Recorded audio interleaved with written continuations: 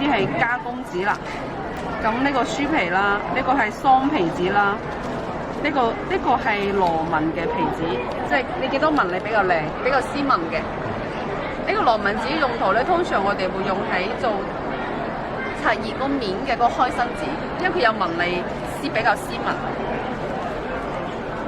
嗱，呢啲就係皮紙啦，皮紙我哋就會用嚟漏口，即係中間中縫個位置，佢係唔同厚薄程度，有啲更加薄嘅。不過其實全世界最薄嘅皮紙咧就係日本嘅。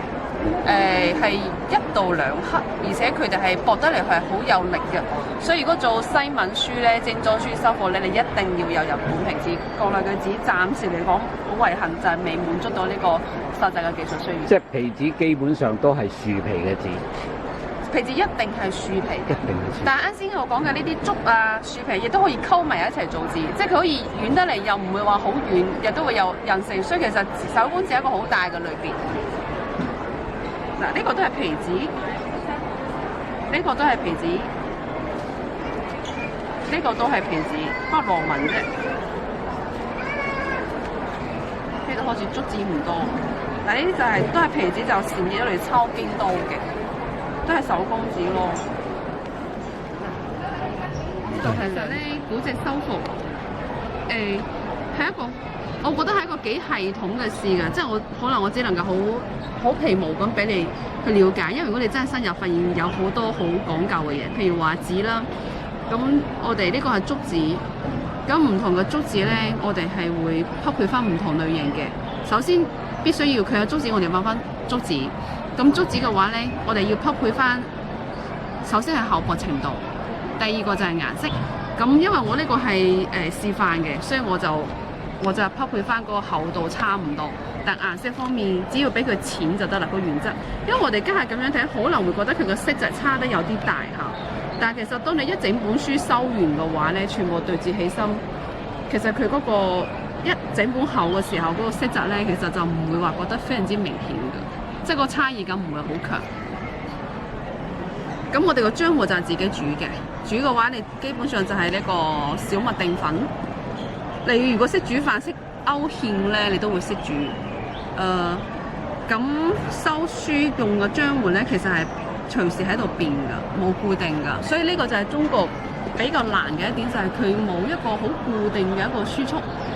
咁係點睇咧？就係我哋呢個漿糊水就係本書薄嘅時候，書頁薄嘅時候就用稀嘅漿糊，厚嘅時候就用。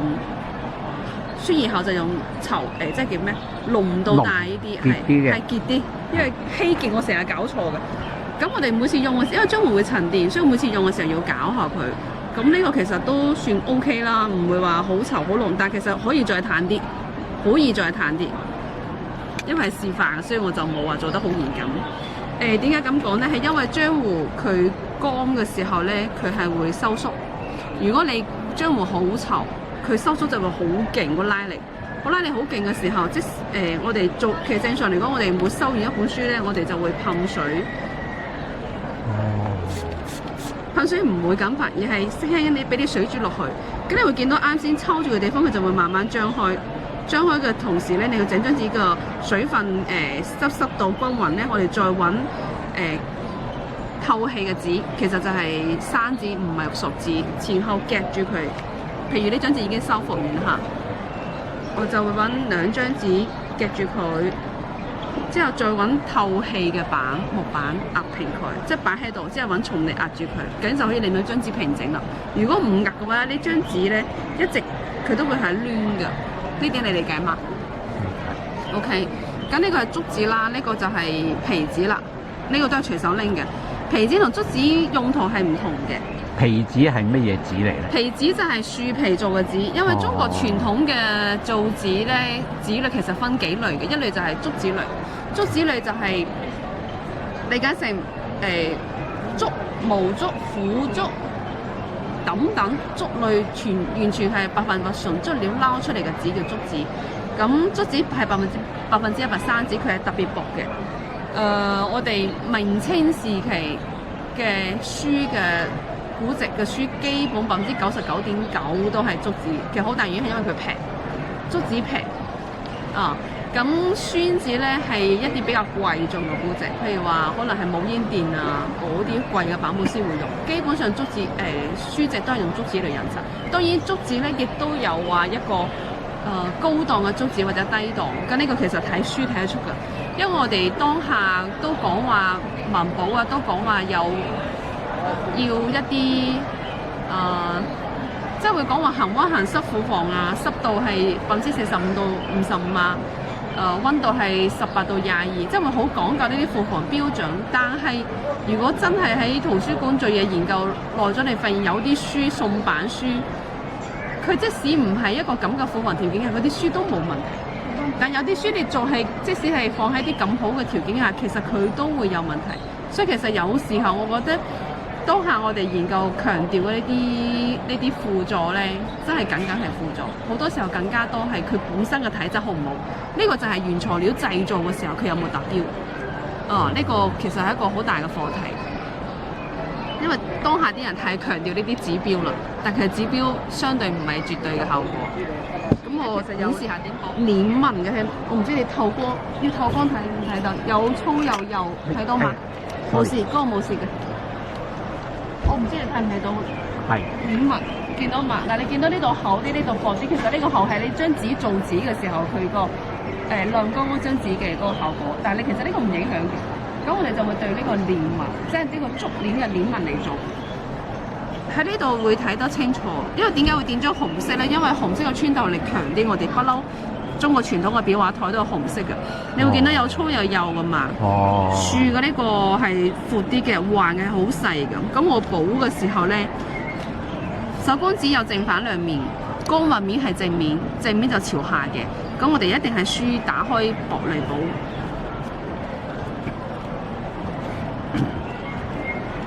光滑面朝下，咁我哋補嘅時候咧，如果話要做多100分啊，咁係希望呢個鏈紋都要同佢對翻啦嗱。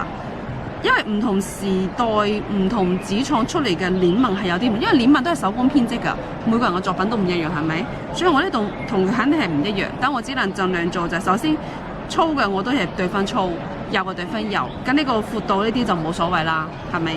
咁譬如我補呢個細窿，咁我哋補書咧就先補大，再補細，先補中間，再補四周嘅。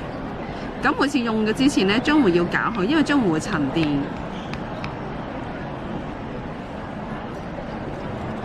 譬如話補呢個窿，其實係喺底補定喺面補？底，呢個係底嚟㗎。嗯。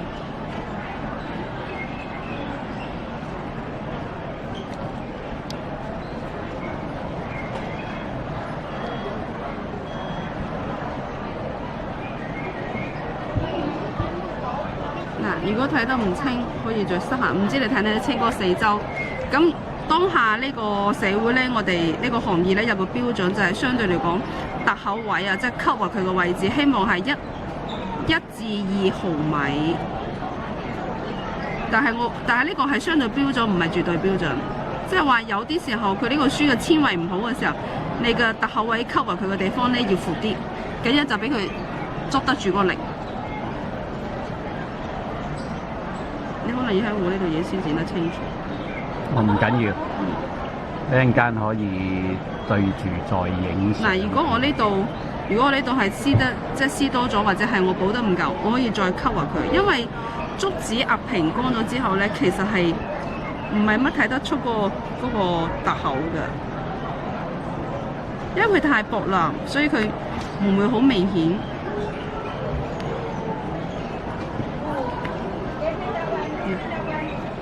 跟住我哋仲可以睇到少少，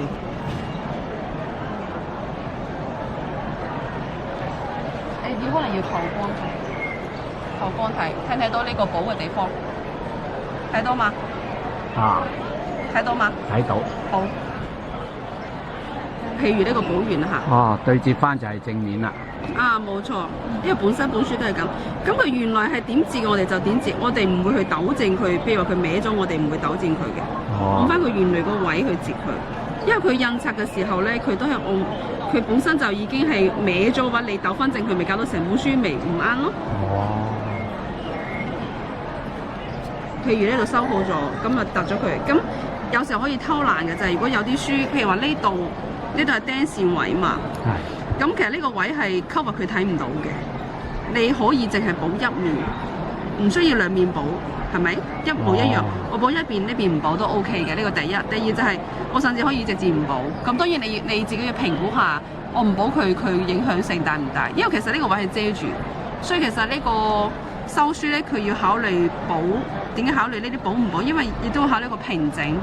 咁如果一個位置，譬如呢個窿由頭到尾都從唔到住落嚟嘅話咧，咁咪導致佢呢個位級劃嘅咪高咗，全部多咗1倍嘅距離咯。冇錯。咁呢個時候咧，我哋就睇情況就會除書。揼。冇錯，揼書。咁揼書我哋嘅方式咧就係、我哋揾張紙墊住，你手摸，你摸得到佢級劃佢高嘅位置，咁咪一面摸一面揼咯，你自己 feel 到嘅。咁你除書嘅其實係成本書一齊除，但係佢唔會成本書咁厚一齊除，而係10頁、10頁、5頁、8頁咁樣去除。除完之後咧就再疊好佢，再壓平佢。咁其實如果唔係所有書都可以除，因為有啲書佢好脆，你做完你除佢咪仲扭教咯。所以咧就可以通過壓平嘅方式，你壓得越耐咧，其實都 OK 嘅。明白？明白。你有冇咩疑問？我哋唔會話補嘅時候就啱啱好去到呢度咁樣補，唔會，一定係多出嚟咁去補，咁樣去撕咗佢。咁到時候壓平咗之後再修剪。裁翻。剪唔裁。哇！即係冇錯，喺古籍入面基本上係靠剪嘅。除非佢好長啦。所以我哋嘅鉸剪嗰個口咧係會長啲，即係會有揀啱嘅工具。因為點解咁講？因為一本書佢單頁係咁，但你成本書考慮嘅時候，你考慮佢整體效果嘅時候，你就可能就要考慮呢度要唔要留翻多少少？你明我意思嘛？明。咁我哋係盡量唔會話考慮一個美觀，就要將佢裁到平平整整，即係攞個裁書機咁樣，唔會，因為最大嘅意義就係佢嘅物質意義。你少一頁少一啲，一個角落頭幾十年有少個角落頭就冇噶啦嘛。所以呢個就係收古籍同埋一個現代做書嘅區別，就係我哋收書或者講話唔單止收書，係包括傳統嘅修復。其實我哋更加在意就係盡量保存佢嘅歷史信息，就唔係諗住點去創新咁去令到佢做咁樣咯。但係我哋嘅手法可以創新，最大程度保留佢嘅歷史信息，修舊如舊，同埋操作可逆，以及呢個最少干預係最重要。因為家下好多人佢唔係咁專業嘅時候咧，佢會覺得哇你補到都唔靚嘅，或者哇呢度點解要咁樣？但其實我哋好多時候做，即係如果當你真係呢個學科專業嘅時候，你就會考慮因素更加多，就唔係單係一環，因為我哋係最直接咁參與咗歷史嘅。咁我哋嘅目的係保留，而唔係諗住我要點做得靚。所以其實修復師係一個隱身嘅職業，